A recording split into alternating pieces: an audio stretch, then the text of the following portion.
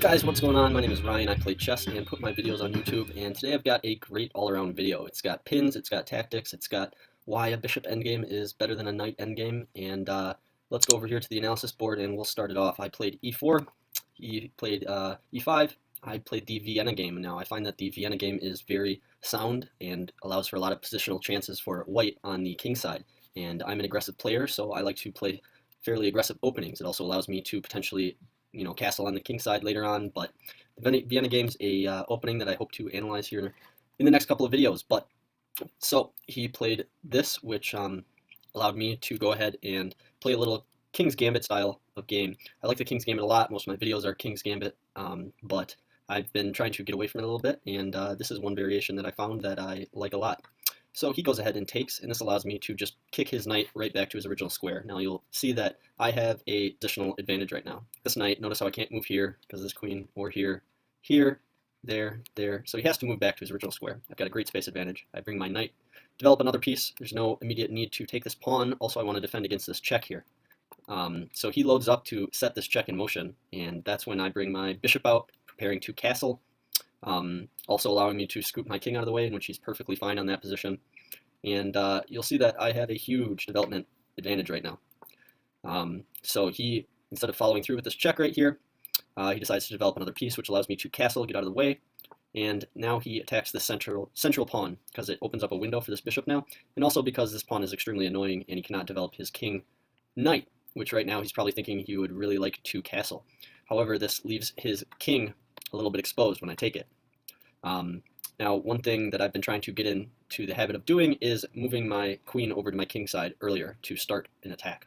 So I come in here with a check, and I simply scoot him back up. Now I've got 3 attackers on this f-pawn. This is going to become a major weakness pretty soon. He moves his queen back just because now I can pin his queen with my rook to his king, and then, he either loses a piece or, he just wants to get it out of the way. And I played d4 here, gaining some more space, opening up a window for this bishop. And he develops his knight right here, protecting against any checks and connecting his knights. This is fine. But all my minor pieces are in the game, and I like to start to attack. One thing that I've been doing is not develop. Obviously, there was not a great place for me to develop this bishop right away, but it's not exactly necessary for me to develop this bishop in this formation because I've got such a nice open file for this bishop right now, is that you don't need to immediately move it in the opening. Usually, you like to get all your pieces out and castle, but that's why I had to develop this bishop, whereas this bishop you don't have to develop right away.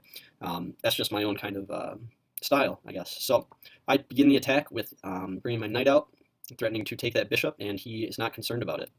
I now begin to put some real heavy pressure on this guy's king side. Notice how I have 1, 2, 3, 4, 5 pieces involved in this king side, and he has I don't even think you can count this as a defender. He's got 1, 2. So there's an attack initiated right now. My knights are connected, and he kicks it. I take with the knight, and he takes with the rook. Now there's no immediate need for me to recapture with the bishop right here, I guess.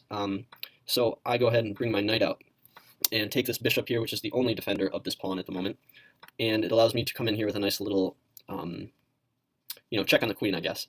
Unfortunately, he's able to pin my queen to my king, which is kind of annoying. So I go ahead and he's also threatening to take my bishop.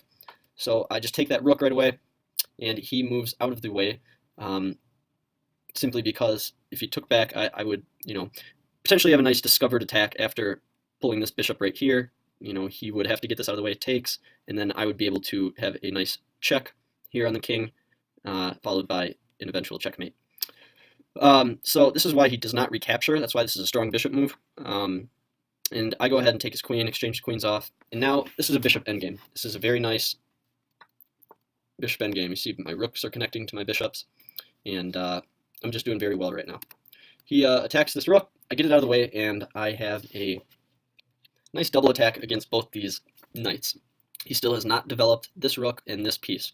So that's, you can see immediately why my development in the opening is important. It's because now I have more pieces in the game than he has, and therefore I'm able to attack more.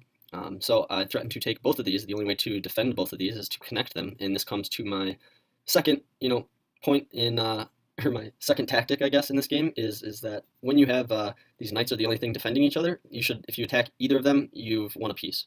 So I just threatened to kick him, and at that point he just resigns. I've got a beautiful game going on. For example, if he moves here, I just take the knight and then check here. There's just not a lot of counterplay for him after this move. This is a very demoralizing move right here. So thanks for watching, guys. I hope you enjoyed this video, and wish you the best of luck in your chess.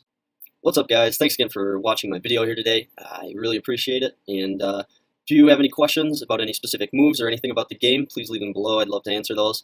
And last but not least, if you got anything out of this video at all, or you just simply enjoyed it, I would highly encourage you to subscribe.